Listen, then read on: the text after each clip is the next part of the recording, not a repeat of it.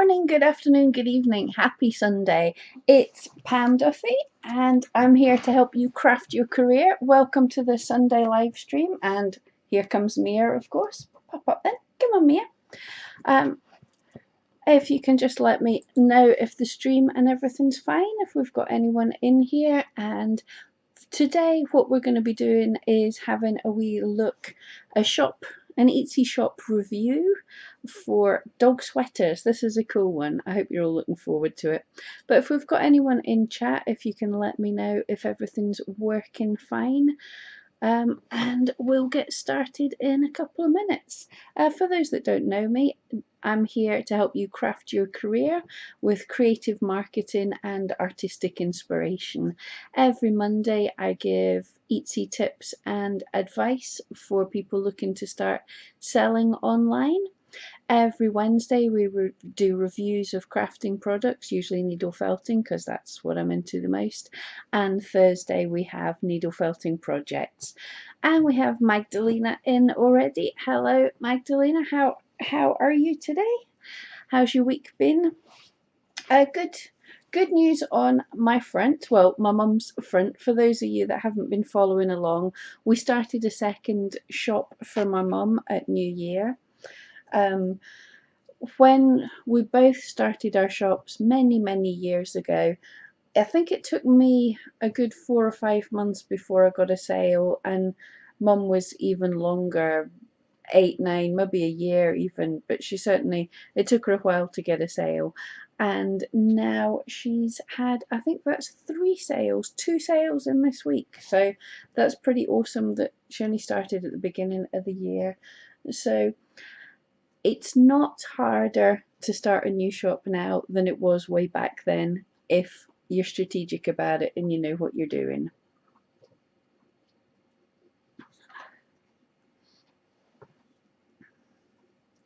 Oh, thank you so much for the congrats with the shop. Yes, it's my mum. What we've done, my mum is into so many different types of art and craft. The dog's licking my fingers and waving it in front of her face.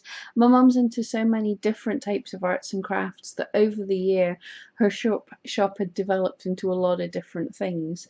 And as I was advising that probably the best thing for people to be doing is having a more narrow focus on their shop, she made the decision that it was probably right that she needed a shop for her paper craft, her art and cards all in one shop, and then knitting all in another shop. So that's what we did. A bit of help from me over Christmas, and now she's been running it herself and doing pretty good. So it just goes to show that yeah, you can start up and do not bad. All right, let's set this up and get into it. Remember and press the right buttons.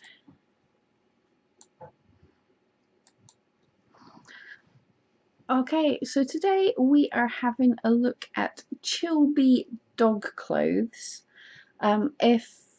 If you haven't already and you're looking for me to have a look at your shop, I have a Facebook page. It's Pam Duthie's Felting Friends on Facebook, and we've got a thread in there. If you drop a link to your shop, this is where I pick out where I'm doing the reviews from. We just work down the list here, and it's Chillbees time.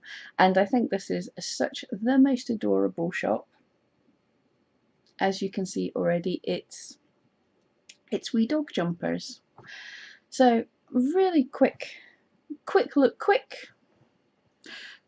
look at what we think of it immediately to start with. The first look, I mean, firstly, the banner is fantastic. A lot of people aren't the biggest fan. Having the white section on the banner doesn't necessarily pop out so much, but I like it. It all ties in and doesn't smack you in the eyeballs, and I think it looks kind of mature and artistic. So I like this. I like the diagonal lines, and I love the pictures of the wee dog.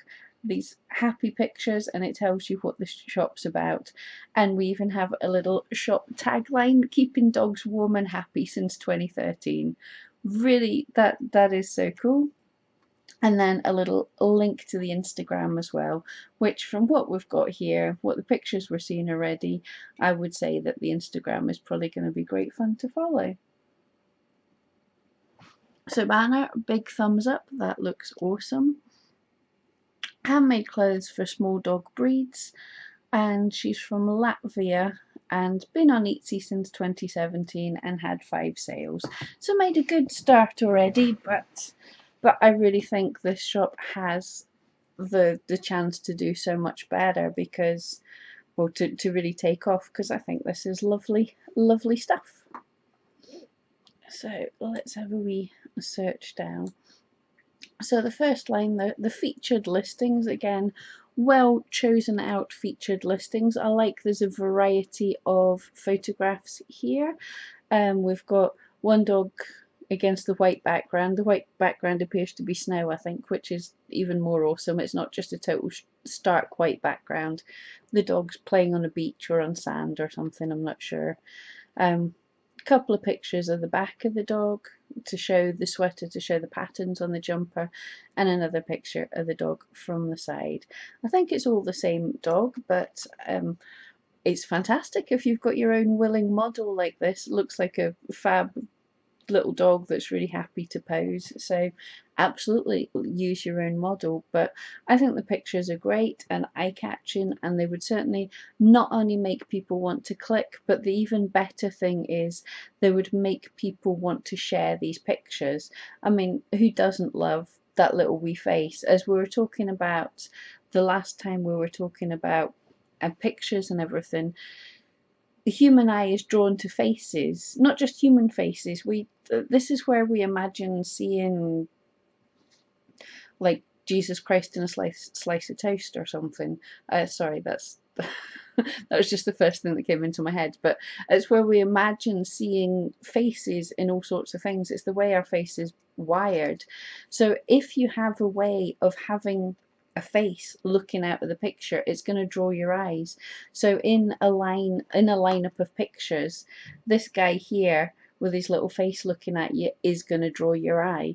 And the fact that there's also a lovely pop of colour with the jumper, and he's got a cute face and he's looking right at you, that's going to be an eye-catching listing. So I know you don't want every single picture to be exactly the same, but the odd one of them looking at the camera, that's a fantastic little thing to draw people in.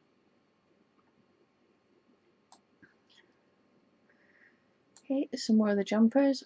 Lots of really nice colourful jumpers, and this is what people are going to want for the small dogs. This looks like a Yorkshire Terrier that she has. So people are looking for cute, bright colours, but I also like the bit of the Aran, or I think you call it cable knit in other countries or stuff. I do like the little dogs in kind of more butch sweaters too. It looks pretty cool. But the pinks and the yellows and bows and everything, I think that's really nice. I would say, for me personally, I would always go with your first picture to be the eye-catching picture.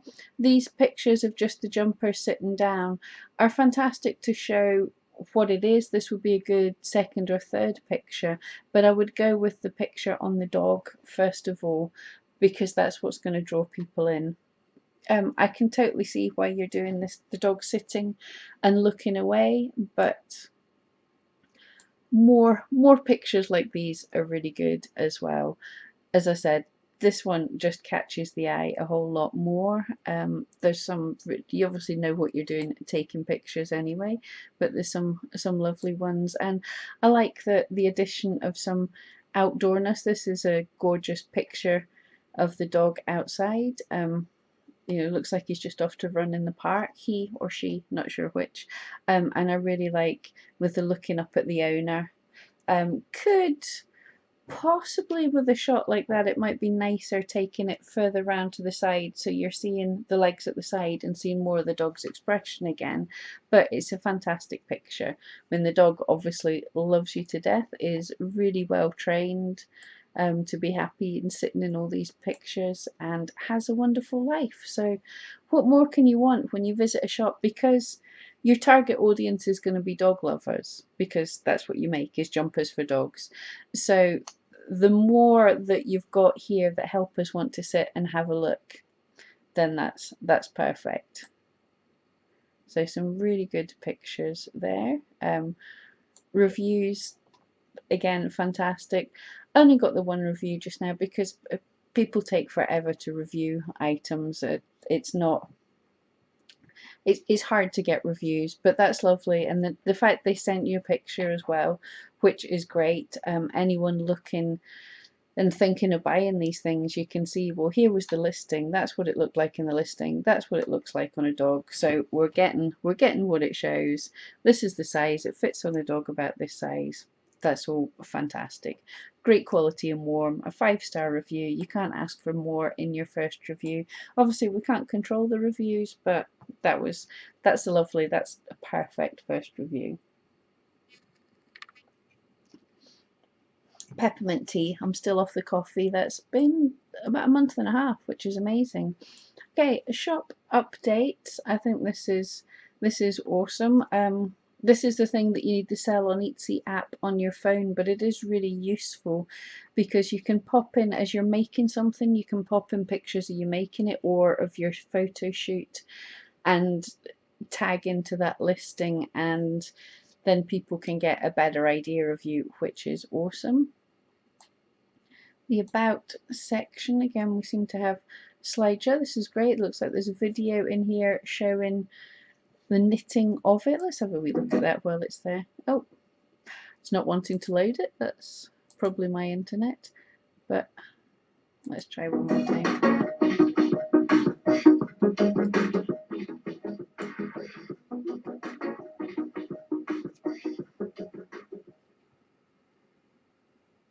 Okay, so cool that there's a video added. I'd probably add a little bit more, even just a slideshow of the pictures of the animals. You can do a little voiceover if you wanted, telling us about your dog even, because I think that would inspire people. But the photographs are great. This little dog is adorable. You're a fantastic model. But yeah, good there. Handmade clothes for small dog breeds created in Latvia. Fantastic. There's a little, oh, the dog's Timo. Hello, Timo. Um, so that is great. It's telling you how the shop started, which is what people really want to hear and want to know about. And it started because they were looking for decent clothes for a small dog, and I can totally understand that. When I brought my dog Ben home with me, Ben McFuzzylugs, when he was a tiny puppy, and he's not even, he's a medium-sized dog, but I remember when he was a tiny puppy, he weighed 2 kilograms, and I could not get dog collars to fit him in the shops. I actually, for the first few weeks of his life, he had a cat collar because I couldn't find dog ones small enough. So I don't know, with smaller breeds it must be really tricky. So yeah, you saw a need, you saw a reason that people were going to want this, and that's the best reason to be, that's the best reason to make a shop, and other people will have that problem as well. And tells about the name of the shop, Chillbee. Everything, chilling and relaxing, and everything will be done for you. But Chillbee's an awesome name. Chillbee values, there's a lot more writing in there, but that sounds awesome. Shop policies are all filled in. That is perfect.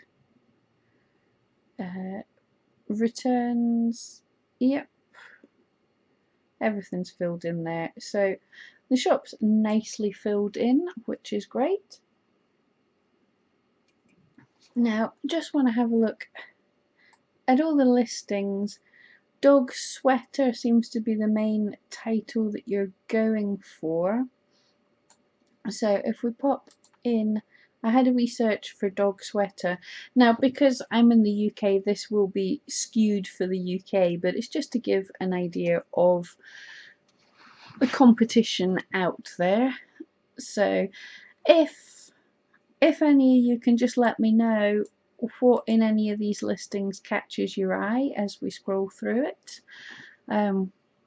This is what we're wanting to see. What are the things that we would buy if we were buying for our dogs?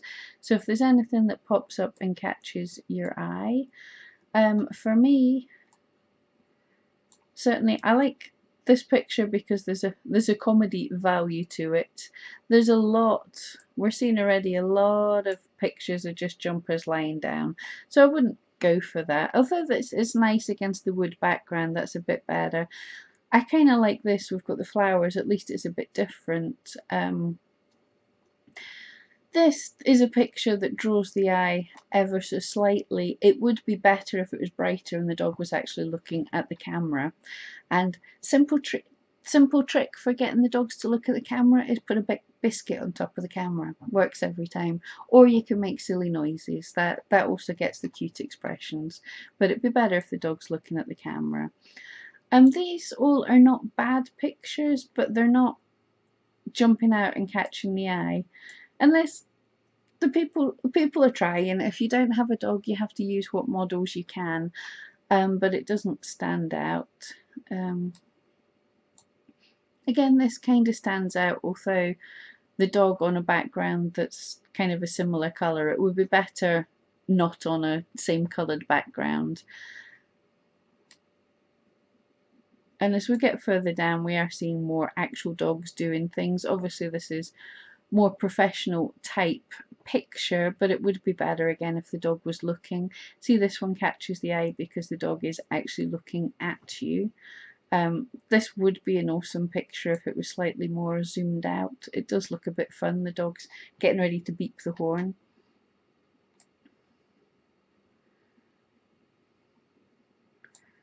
And I would say this is one that really catches my eye. It's an awesome photograph, a beautiful dog, and a lovely item. So that hits all the boxes.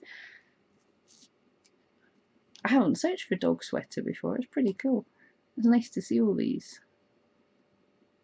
Again, perfect listing here with two dogs. They're not quite looking at the camera, which would be even better, but it's a lovely picture, lovely dogs, and shows off the jumper.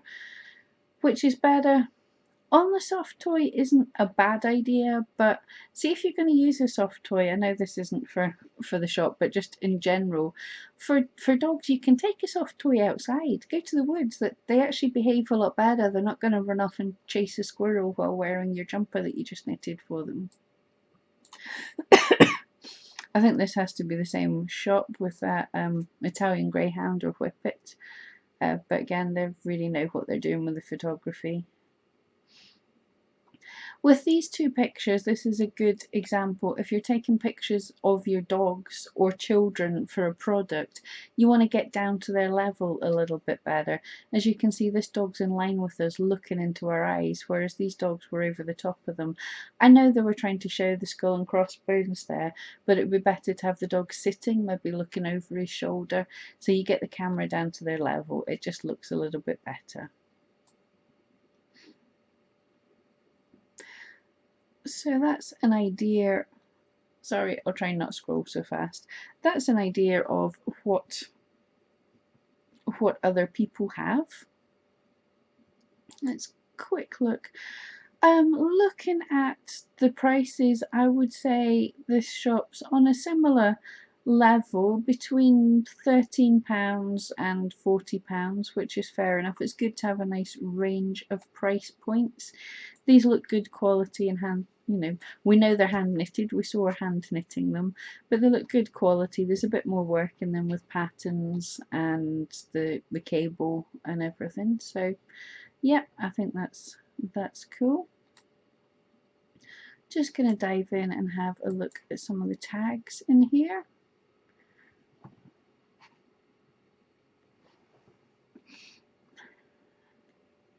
So I'm not sure the exact tag. We did say dog sweater is probably what they're going for. Now, oh, spilling tea down myself. Now, you really want to cut down the title as much as you can. You don't want to be repeating yourself. There is absolutely no benefit and some penalty on Google at least.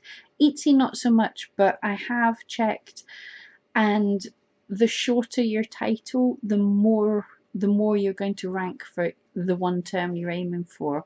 So if you use a lot of different terms, you're like diluting your ranking power. But we'll have a look. If she was going for dog sweater here, we've got dog sweater, dog sweater, dog sweater. It says it 3 times in the title, and there is no bonus for that at all. That it's all penalisation. So once you've said knitted dog sweater, that's the only time. You don't need to keep saying it. Especially, I get you're trying to say handmade dog sweater here, but you don't need to say dog sweaters as well. Most search engines deal with plurals fine, but also it's only one, so people would be searching for dog sweater probably. Or you have several listings, so you could, what you can do is say this listing you would want to optimize for knitted dog sweater. So the title could, you can add in other things a little bit. So these are obviously custom made, so we would say custom made knitted dog sweater, and that could necessarily be all you'd want in the title. You could add one or more phrases, but you don't need as many as that. Certainly don't be saying dog sweater quite so many times. Another listing, you could say personalized handmade dog sweater. And a third listing, you know, marine. If people are searching, to go into your stats and see what people are searching for. If they're searching for merino wool, then add these in tags, but add them in titles for different items. You know, you have 20 items, so you don't need to keyword stuff everything into one. Just say, okay, I want this listing to appear for this term, I want this listing to appear for this other term, if that makes sense. You want to really focus down, niche down on the one thing. Another thing to do for small dogs is cool. So it could be custom made small dog knitted sweater, could be a title that gives you quite a lot of tags without being a keyword stuffy title. But you can also look at talking about breeds of dogs. People do search for breeds of dogs, so it could be custom made dog knitted dog sweater, and then think of a different term that could be Yorkshire Terrier jumper or something like that, and then think of, you know, other breeds that are the same size. You know, example Yorkshire Terrier. And so I'm saying jumper because in the UK jumper is a different word for sweater. We would use jumper. Pullover is also another word that could be used. So you can try in your title, you can have a couple of terms that you're aiming for, but not 200 terms. I did a test in my shop with my cat bookmark, and I had quite a reasonably long title. It wasn't massively long, but it had several terms in it, and for a short period of time I just put that down to the word cat bookmark, and I went up 2 or 3 pages in the ranking just by taking everything else out. So the more you put into your title, the more other terms, the more you dilute it, and the less likely you are to rank. But overall, that's not bad. Let's have a look. It's got all the, oh, another thing I meant to look at there. So selecting the sizes, that's fantastic. There is a whole load of sizes. Just checking, it must tell us somewhere what the sizes actually are, because it just says size extra small inches, but doesn't tell us what the inches are. But anyway, it's good that there's options there for sure, and options of colours. That is a fantastic range. So we have different pictures. Now I would certainly not have that picture as the main picture and have one of these as the main picture. I think these are far better as a main picture. I would probably go with this one as a main picture just to draw people in, and then when they're interested they'll click and they'll see the lovely work. Sorry, I've got to stop clicking so much. You have great pictures to show all the detail, and fantastic showing all the colours you've got as well. So very professional that way. Really happy. That's really cool. But definitely pick a more eye-catching picture that people are going to want. If you want to show the lovely cable knitting there, then that picture would be a good one.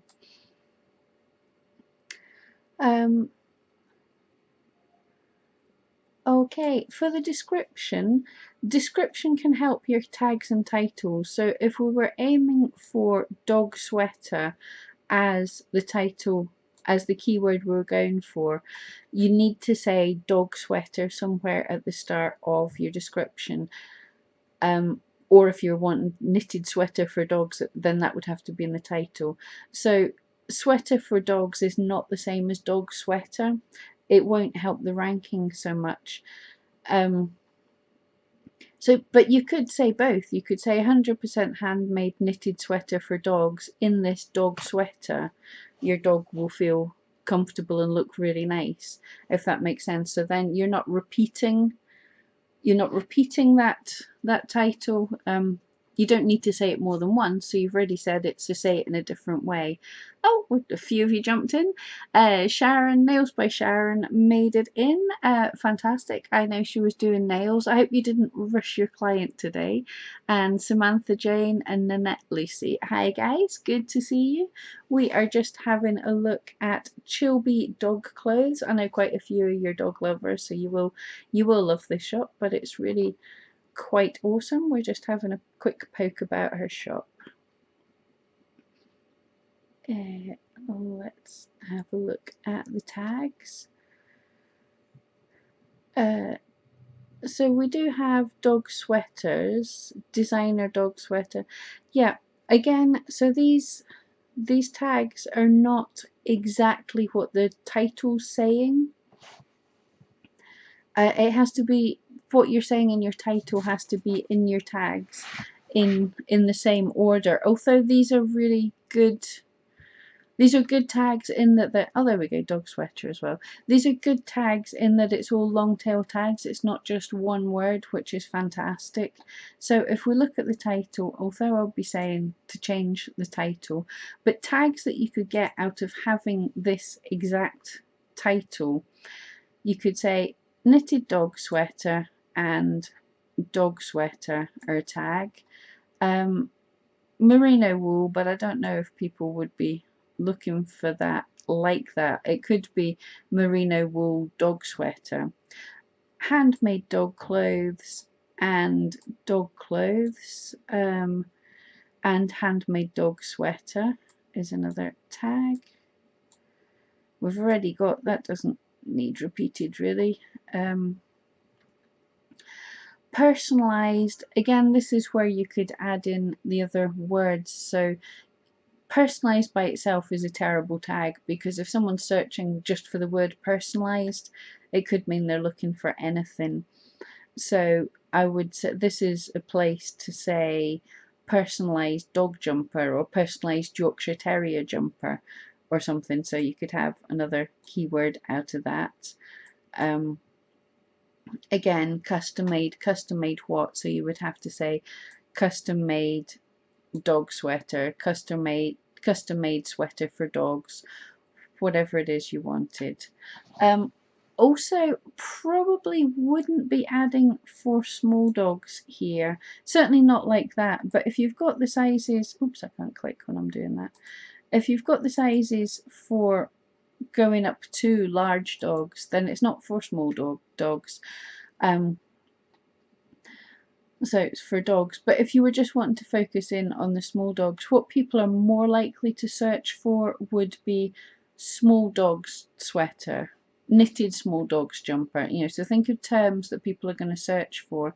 But as you can see how we did that titles of knitted dog sweater also gives us the keyword knitted dog sweater and dog sweater. It could also be knitted dog, but I wouldn't go with that because it isn't a knitted dog, if that makes sense. But like we said, would go more for something like personalized knitted dog sweater, custom made Yorkshire Terrier jumper. Something like that would still give quite a few tags without spamming everything, and then you make sure that all the words that are in, so you can take the title of your listing and put it into the start of your description, or you just make sure that all the words, all the tags in the order that they're there end up in the first paragraph of your description, but in a way that makes sense. And this is where you can add the wool and everything else. A personalised 100% handmade merino wool knitted sweater for dogs, knitted dog sweater. And just, but it's right, you've got this lovely, it's written really well, so it reads, you don't want to just spam words. So far it's really cool, but I would cut down that title quite a lot. I did jump in to the rank checker on Etsy Rank and searched for dog sweater with chillbedogclothes, and for the phrase dog sweater, this is a high competition, high demand, but very high engagement term. So it's a difficult term, but it's worth trying for, and fantastically, already the shop has one listing on page 1, but unfortunately it's ranked at 43, so it's like right at the bottom of page 1. So the listing that's already got there for dog sweater is this lovely burgundy and white one. So what I would do, like I said, I got quite a bit of a boost on one term just by taking out all of the other terms. So for this listing, to try and bump yourself up onto page 1, because I think it's an awesome sweater and the picture's good. It would be nicer if the dog was looking, but the picture's good. So I would cut out half of that title. Custom made designer dog sweater. That would do. That would be enough just for that listing. And in your tags, well, you go through all your other 20 listings and you decide what each of them you want them to rank for. Some of them will also be, it could be personalized dog sweater. It could be sweater for wool sweater for dog, but decide on 1 or 2 terms, and each one of them, each listing, that's the title, and then you look at all the terms for the 20 items in your shop, and you're going to make sure that at least 3 or 4 of your items, you know, like this listing, if we've just gone for dog sweater, you could also have sweater for dog as one of the tags, so it's backing up one of your other listings. So you put in your tags from your title, you put in 4 or 5 tags that come directly from your title, and then 4 or 5 relevant tags that'll be boosting up other items in your shop that you haven't been able to put these full titles into. But overall, getting to rank 43 on page 1 for a term like this is fantastic to start with. I'm seeing it showing up. This item was created the end of September and it's been renewed 15 times. So you are renewing it, which is good. Strategically, if something's doing well and getting a lot of clicks on when it's being seen, then you want to try and make sure it keeps getting seen. So strategically renew it every now and again as well. It's had nearly 200 views. If these are organic views, people finding it, that's not bad for where it is, but it can do better. The other thing that's possible to do, I would, on when you have terms that are real high competition but high engagement, this is possibly a really good subject for trying some promoted listings. You can just put promoted listings on a couple of items in your shop, but it doesn't hurt to go for the whole hog. But I would check out my video on promoted listings if you haven't already. I would totally, as soon as you put it on, immediately go in and put your budget as low as possible, so you don't want to spend much money, and put your cost per click right down to 1 or 2 cents per click, because you don't want to be blowing your budget. You just want a few, you just want to be paying very little for the clicks. But what getting promoted listings will do. Oh, Sharon, what do I mean by saying to renew it? Yes, good question. If I nip into my shop, I don't even know the right buttons to press. What an expert. So when you've got your listings, so you can, if you've got a listing that's renewing it, if you've got a listing that's expiring, you can, you list them up and they last for 4 months. So once that 4 months is over, then the listing goes away and you can renew it again. I've got a few that have expired that I should be doing that. But you can also, what happens is when they're new, when they're just listed, they get a little bit of a boost in the search. Etsy looks at them at a bit happier, if you know what I mean. They want to promote them a little bit more. And what happens as time goes on, if nothing's happened to that listing, if it's not been clicked on, if it's not been purchased, if nothing's happened to it, coming down towards 4 months, Etsy saying, well, this isn't a very popular listing, so we're going to weight it less well in the search, so it's less likely to get seen. So if you then renew it, then that gets Etsy to look at it again and go, oh, here's a new listing, and it helps bump you up to the start. So all you do in your listings page, we've got the wee button here to renew, so I can renew any one of these listings, and that just means I pay the 10 cents all over again, and it gets a little boost up in what they decide, how things, the SEO for how they decide how things are going to rank. It depends on your titles, your tags. It depends on the activity, what other people are doing, but it also is weighted a little bit on the newness of the listing. So renewing it makes it a newer listing.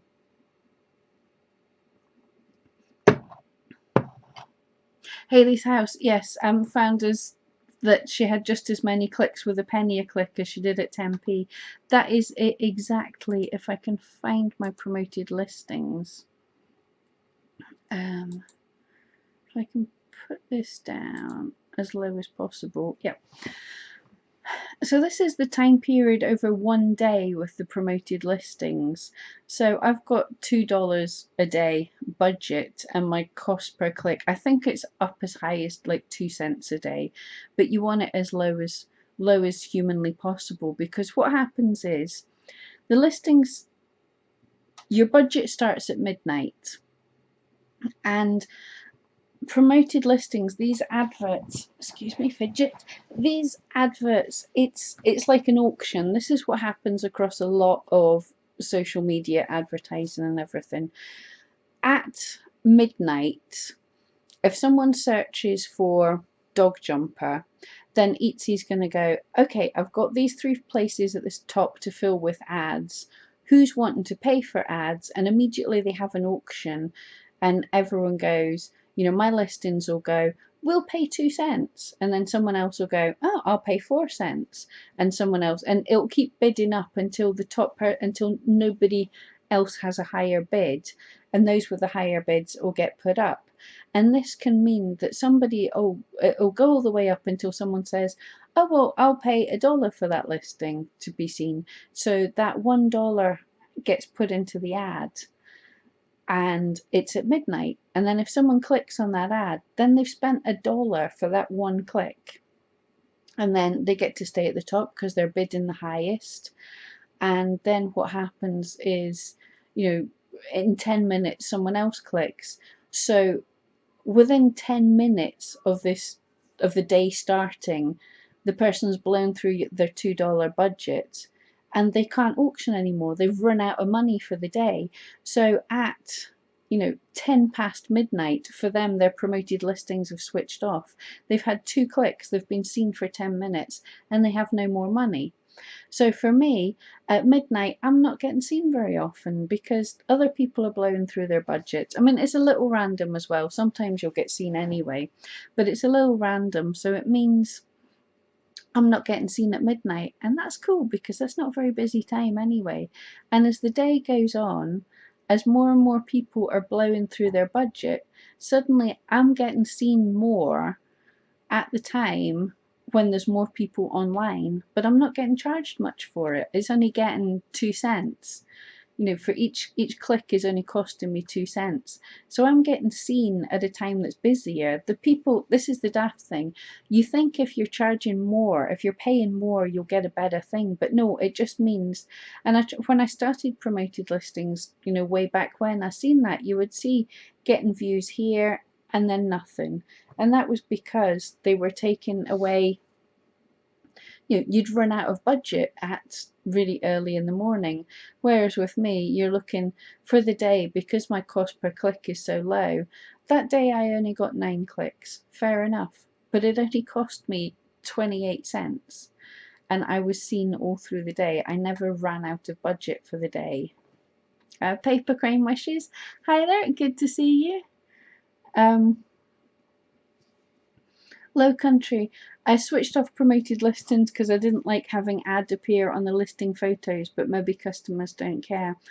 I totally understand that. Excuse me.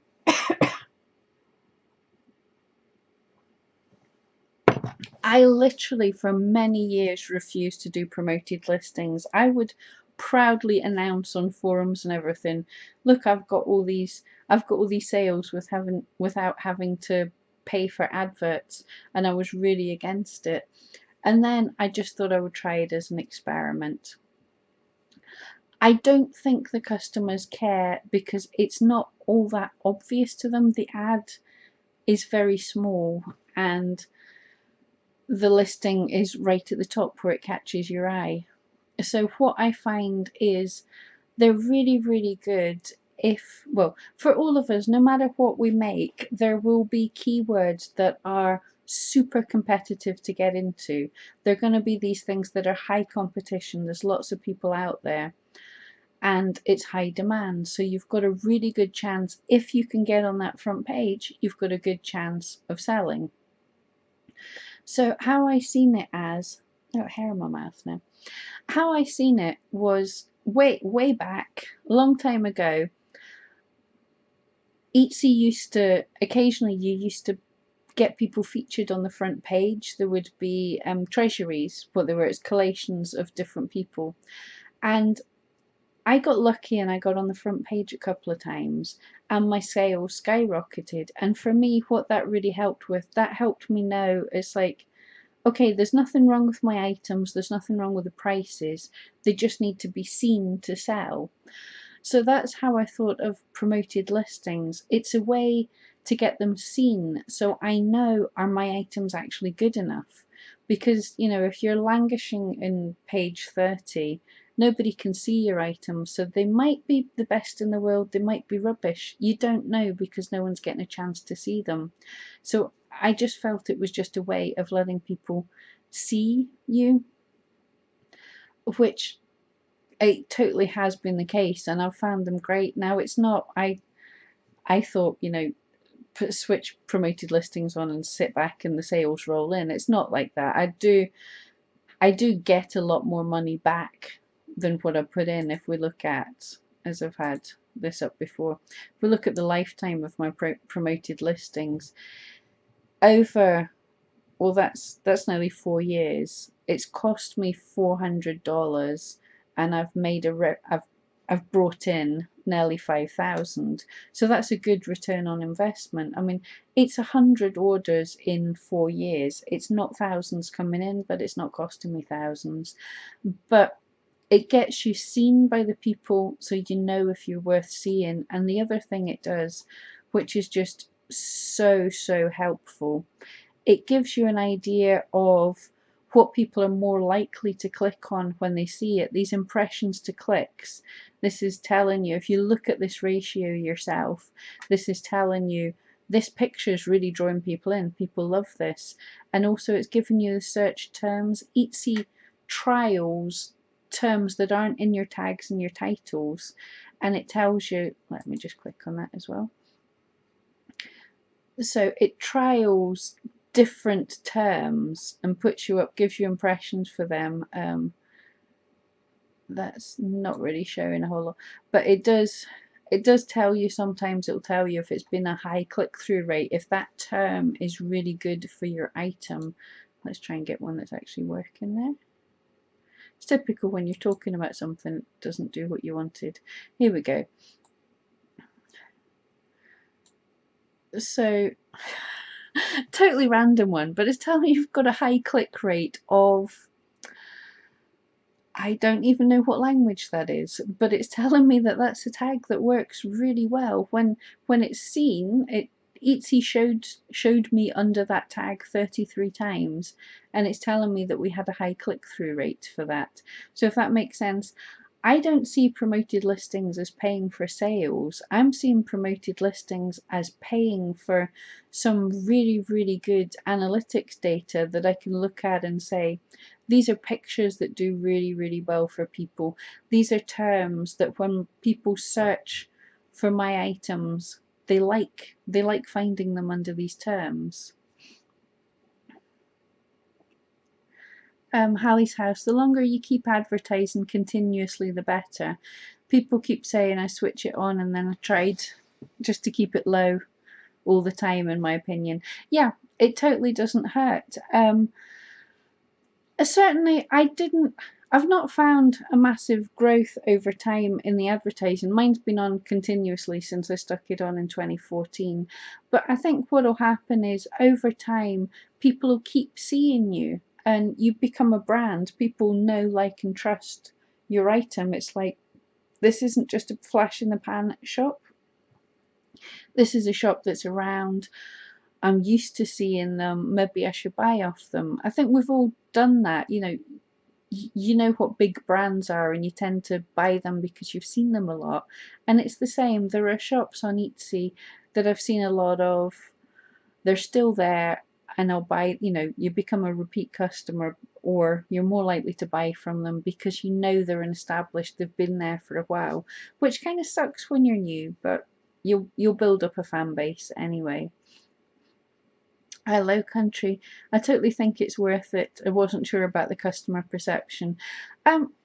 Yeah, it's one of those things though that you're probably right. For some people, there will be some people that won't click on it, but I hope I've shown that people do click on it as well.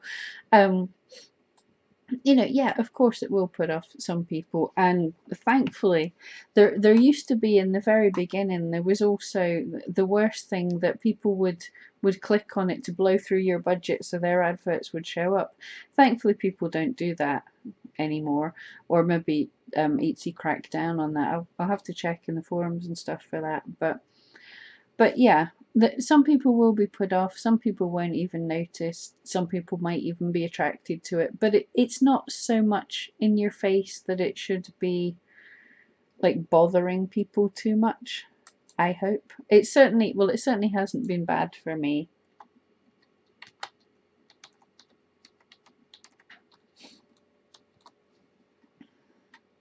And if we look, when I bring this up, the ad is there, but it's not, I don't think it's massively noticeable. Your eye's not necessarily drawn to it, in my opinion. But yeah, it will put some people off. Also, what I notice, you notice more of the ads at the top, but there's also ads halfway down the page. I don't see these so much. And actually, I'm just seeing something here. If you want a sneaky, there's one ad thing that's not standing out so much as the others are. I hadn't even thought of this before, But because the ad is on a white background, this jumper with the white background, the ad's barely showing up at all. So if it's bothering you, then make some listings with a super white background, and you can remove the background on the website PhotoFuse for free. That's what I use sometimes. So if you have a super white background, then that ad is going to show up even less than if you've got a colourful background. There we go, just a little something, because you can see the ad shows up really well on this picture. It's still, I don't think it bothers people too much. Right, where we Low Country, yeah, that was just a total happy accident there, me having a look. Alright, and this is, if people haven't used it before, this is me on Etsy Rank. I'm using the free version of Etsy Rank. I am possibly going to give them a shot, give them a bit of money just to test it out for all of us to see what they paid, if it's worth it. But I just use the free version and have been for years, which is awesome and helpful for finding out where you are and what these keywords are like and everything. So let's have a look at other things. So popping into the keyword tool just takes a minute to look up these things if I actually clicked on it right. But there's so much this can help you with nosing about in your shop. Yeah, so you can search for lots of different keywords and get some good data.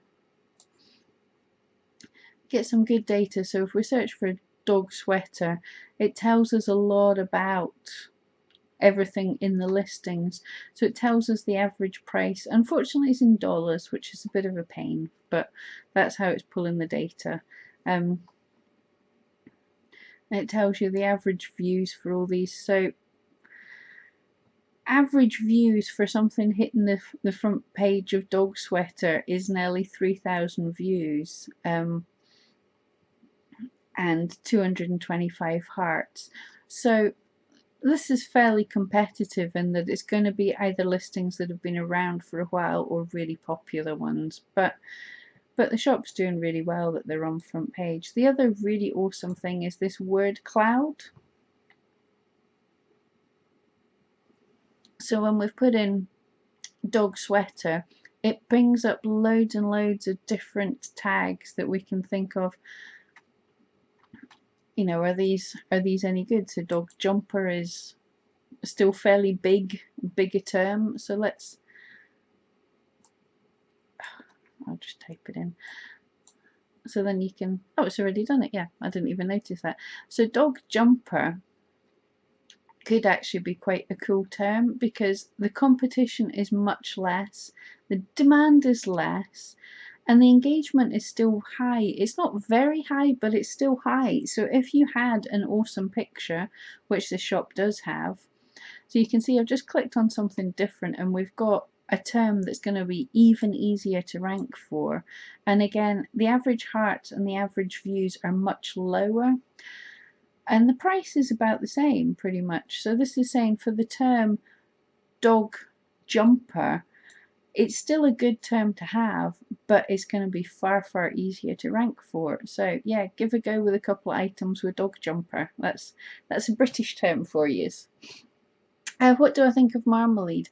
I haven't actually used Marmalade yet. I have an account with them, just a free one again, and I was going to do a comparison review. I've just run out of time, to be honest, just now. It will be something I'm going to get round to.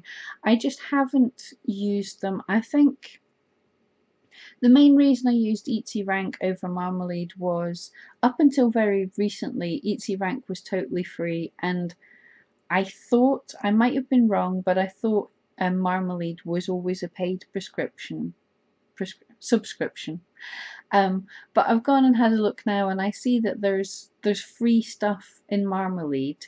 So I want to do a compare of seeing how Eatsy Rank compares to Marmalade, but it means I'm going to have to spend a good bit of time on Marmalade, because I'm sure any of us, the thing that we're used to, I'm going to be comparing it negatively to Eatsy Rank all the time and going, oh, I can't do this or I can't do that. And maybe I won't see the good features. So I want to spend a good bit of time using it. But I've heard some really good advice from them. They seem to have some really good people on board.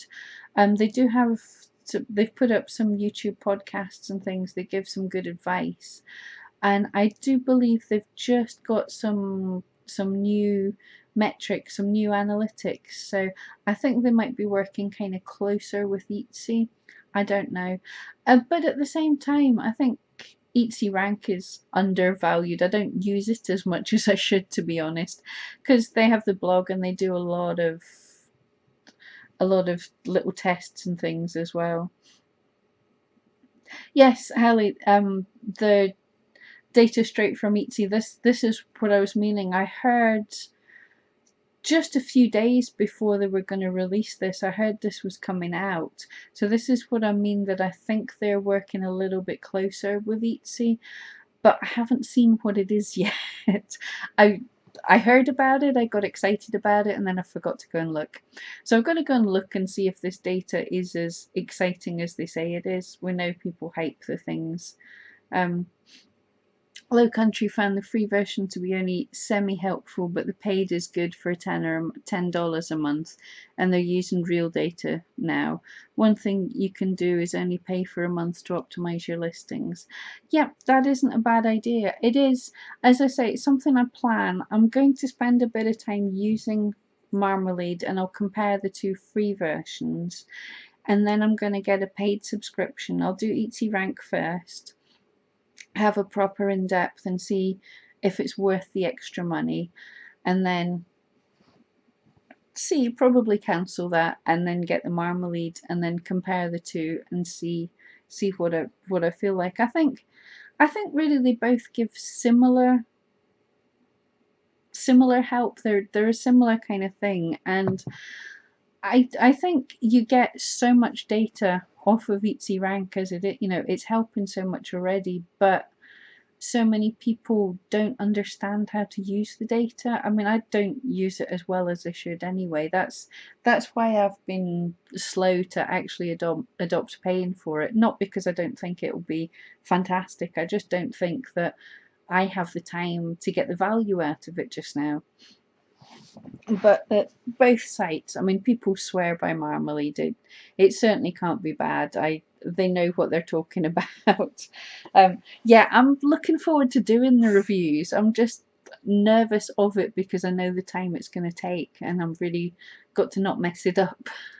I've got to get in there and do it, because I haven't even actually looked at all the new features in Eatsy Rank. They just changed it before Christmas. There have been quite a few changes in place, and I haven't looked at all of that properly. So I have to get right in. I have to look at Eatsy Rank as how it is. I have to work in Marmalade. So that's me, got my homework done. Thank you, guys. But yeah, it's totally cool.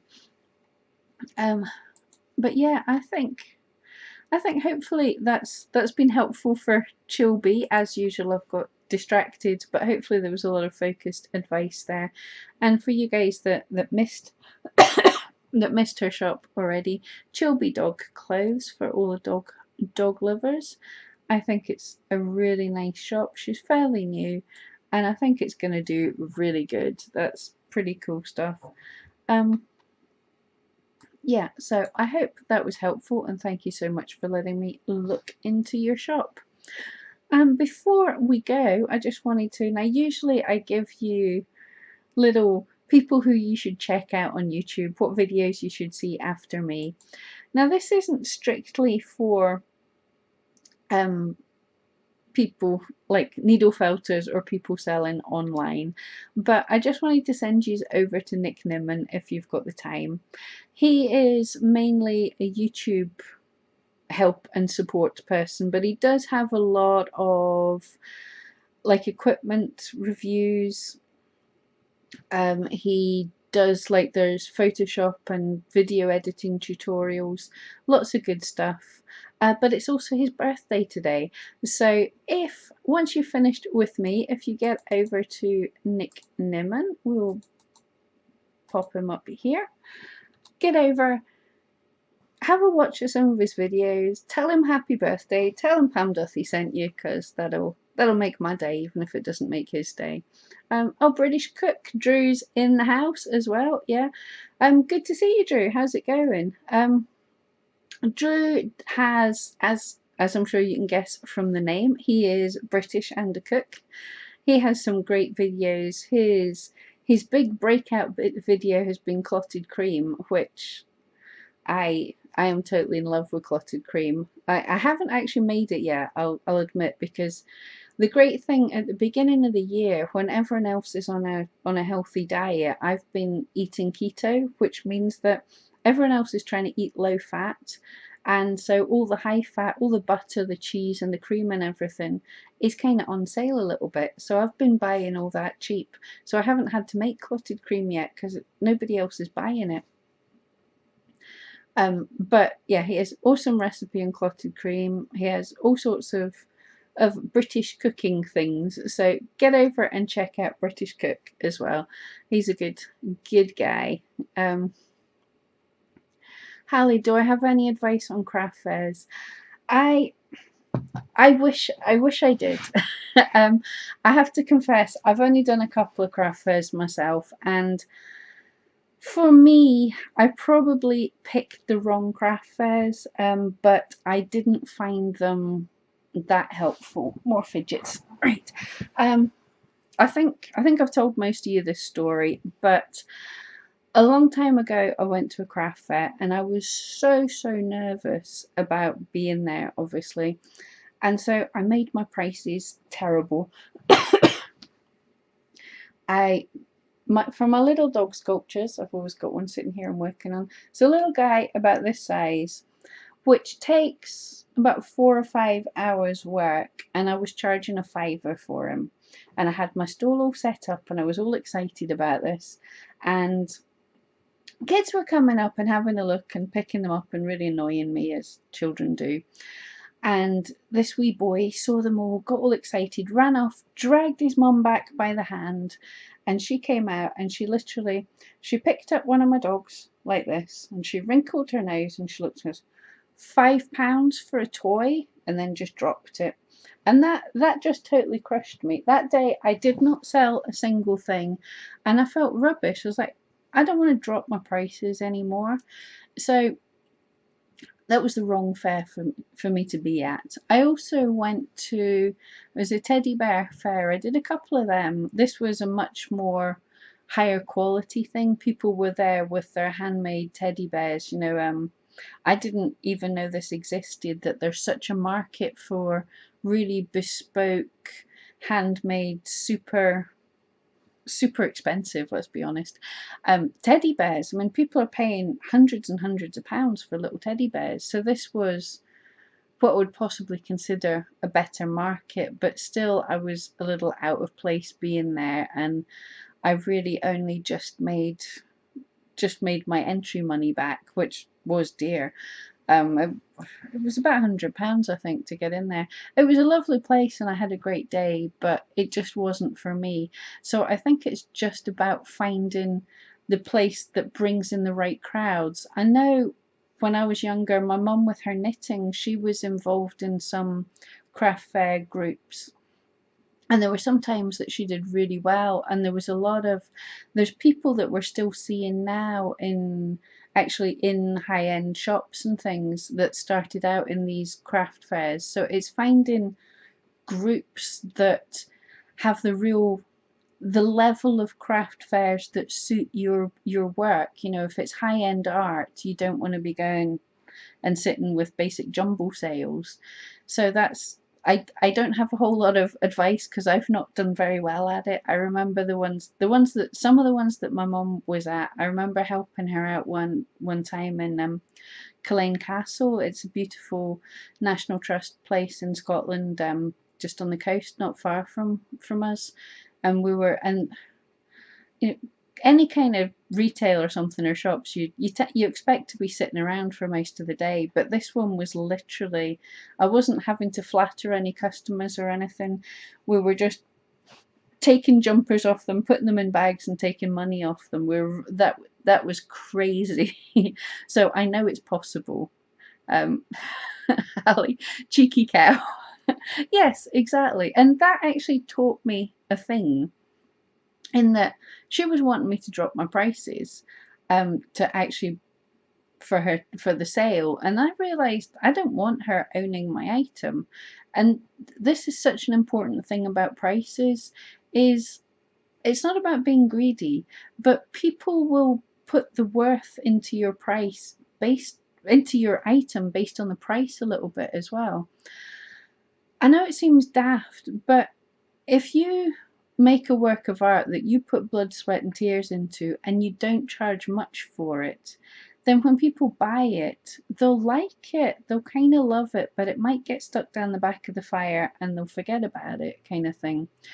But if they see something of yours and you charge appropriately, and that means that, you know, if it took you 3 days to make something, then it should take them 3 days of work to save up to buy it, in my opinion.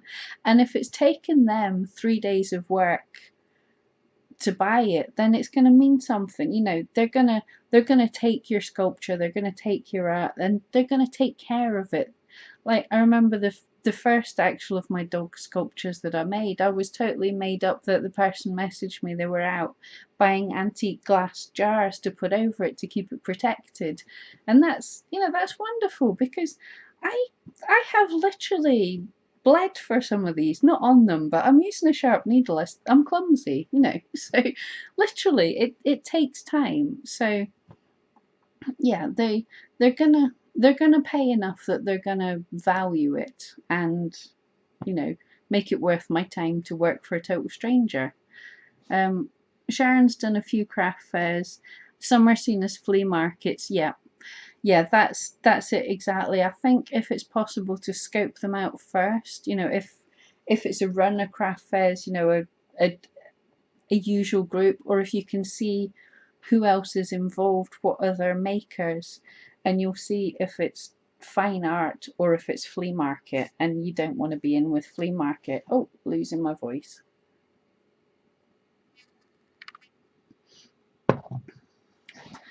But anyway, guys, I think that will do us for our Sunday. Okay. Hallie, if you're charging them a small amount of money, you're telling them it isn't worth anything. Some people just don't appreciate a handmade item. Yeah, that's another such a good point, is that some people just don't. It doesn't matter. They're they're not your customer. And it's fair enough. You know, there's some things that I can make that I wouldn't buy. It doesn't mean that they're bad, it's just that I'm a terrible customer. I don't have that kind of money either.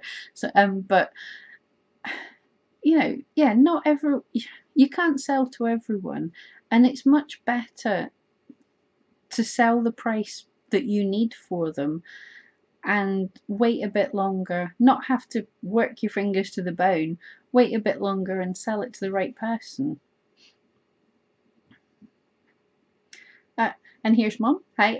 If people have to pay to come into the fair, they're more likely to, well, I'm sure that's likely, likely to buy. Yeah, again, very true. Drew, British Cook Drew, are Christmas markets any better? It really depends. There are. I, I'm not entirely sure that you would be the kind of person that's trolled many markets, but this there's so many different types of markets is the thing, and there's different types of people that go to markets. Is you do get the people, like, coming up to Christmas, they're looking for a cheap tat to buy. A lot of the Christmas, I don't know what it's like. Drew's down Cornwall way. I know up here a lot of the Christmas markets are. Oh, there we go. I've bought something. A lot of the Christmas markets are more like German market, you know, continental markets. So I'm not even sure how you would actually get into them. They are really good, but they're only good if you have like a very different item, like, you know, German hand carved wooden toys, or um, Peruvian alpaca hats, or, you know, very specific for the area. So um, Cornish clotted cream would sell really well at those kind of markets. Um, yeah, yeah, it really depends. I think if you find a good market, then it's really worth sticking at. But if you don't, then it's just going to be a total waste of a day. But anyway, yeah, mum, high five on your sales. As I said at the start, mum's been doing awesome and had a couple more sales in her brand new shop. So it is totally possible to open a new shop in 2018 and make sales, and it's not harder than it used to be. You know, when was it? It was 2000. Oh, it was 2008 when we opened our first shops. It was 10 years ago when we started, and it took both of us much longer to make a sale than it's made now, because we know better what we're doing. Drew goes to mainly food markets, but there's a sort of mainly affluent affluent shop or a second home owners. A lot of markets are local things. Yeah. the type of people that go to markets is a very different kind of, there is very much different kind of groups. I'm totally going to get slapped for this. Mum used to always talk about like the WI, the Women's Institute people that came around to markets, and these are the kind of people that make stuff themselves, and they just go around markets to roll their nose up at the quality of what other people make and basically go, I could make that myself. So they're not your customer. But yeah, the affluent shoppers and the second home out. See, yeah, we want to sell to the rich. Let's face it, they've got the free money. So yeah, if you can get in an affluent area or an affluent type market or something, I mean, the the teddy bear fair should have been a good one, but it was just too specific and not quite my niche. But if it's something that's your niche. But anyway, guys, if I think these streams, I always take about 20 minutes to actually log off, don't I? But if anyone's got any more questions, if not, I will love you and leave you and go and make my dinner and play with the dogs. They haven't had a massive walk today because we've got snow again. This, someone said, and it's so true, it's like this winter has been a child in a tantrum that goes stomping off, slams the door, and then walks back in and goes, and another thing. This winter is just not going. But anyway, yeah. So thank you all so much for joining me. Anyway, it's been a blast. I know notifications seem to be coming really slow for this, so generally I try and hit around 4 p.m. British time. It's GMT just now, the clocks haven't shifted yet. Generally it's around 4 p.m. I'll let you know in my Facebook groups if it's going to be later, but everyone have a great day. See you in the Pam's Duthie Felting Friends if you haven't been before. But yeah, thank you all for joining me, and I will see you again next week, hopefully.